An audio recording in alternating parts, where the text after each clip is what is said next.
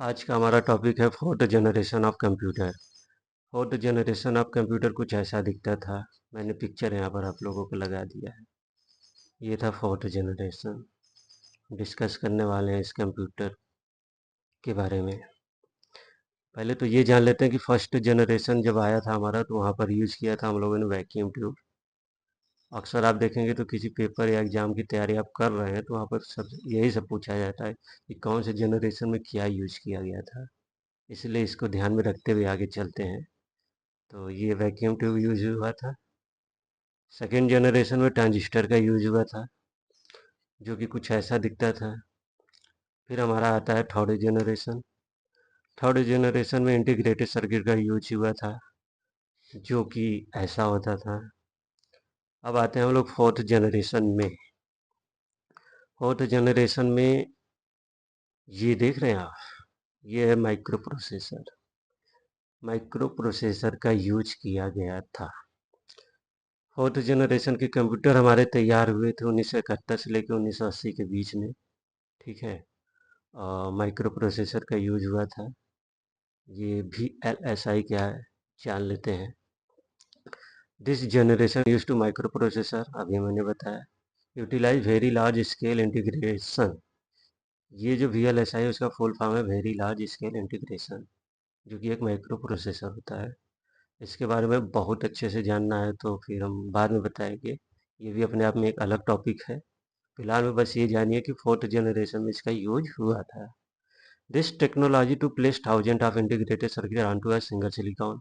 मतलब कि जहां हम कभी थाउजेंड ऑफ इंटीग्रेटेड सर्किट का यूज करते थे, उसको रिप्लेस करके हमने एक सिंगल चिप में तैयार किया इस माइक्रो प्रोसेसर के आने की वजह से। ठीक है। This shift made computer smaller. इसकी वजह से कंप्यूटर हमारा छोटा हुआ, फास्टर हुआ, मोर रिलायबल हुआ एंड अफोर्डेबल हुआ, जिससे कि लोगों को बहुत फायदा हुआ। Triggering the personal computer just like a personal computer की तरह हुआ, जैसा कि आप लैपटॉप वगैरह ये सब यूज करते हैं आज के समय में।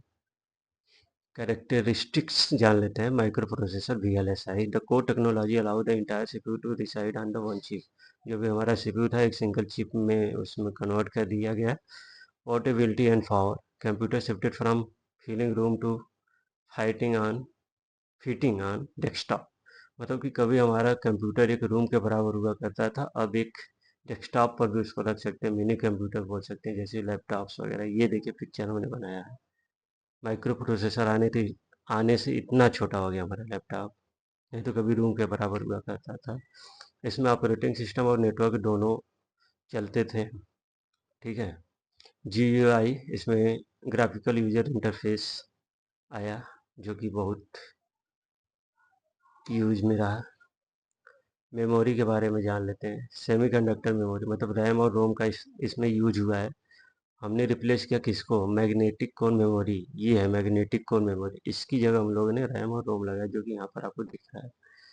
लैंग्वेज यूज होता था इसमें हाई लेवल का, जैसे सी, सी प्लस प्लस, पास्कल, ये सब हाई लेवल की लैंग्वेज है। ये प्रोग्रामिंग लैंग्वेज है।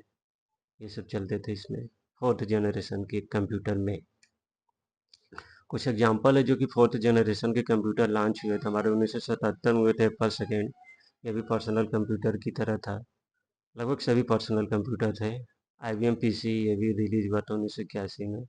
एप्पल मैसेंटोस ये भी हुआ था 1984 में। सुपर कंप्यूटर इसका तो बात ही अलग है। Develop of faster high performance के लिए ये बनाया है। इसको एक लाइन में जान लेते हैं। अभी तक जो आपने इतना पढ़ा उसको के लिए एक लाइन में हिंदी में जान लेते हैं। कंप्यूटर की चौथी पीढ़ी की शुरुआत 1971 में हुई थी, ये तो आपको पता है। इस पीढ़ी के कंप्यूटर में माइक्रो प्रोसेसर का उपयोग किया गया था, अभी जो हमने बताया आपको, जो VLSI तकनीक पर आधारित था। जो हमने आपको वो दिखाया माइक्रो प्रोसेसर जो दिखता है, उसने पर्सनल कंप्यूटर की क्रांति को जन्म दिया, जिससे कंप्यूटर आकार में छोटे, सस्ते और अधिक शक्तिशाली हो गए। यही है बस फोर्थ जनरेशन के कंप्यूटर। हाँ, अगर कोई क्वेश्चन हो या कुछ छूट गया हो तो आप ज़रूर कमेंट करिएगा, मैं ज़रूर बताऊंगा। बाकी मैं देखता हूँ कि अगर कुछ रहे तो मैं और आपको अगले लेक्चर में बता दूंगा। Thank you. फिलहाल के लिए बस यही था। Thank you for watching. Like share and subscribe now. Thank you.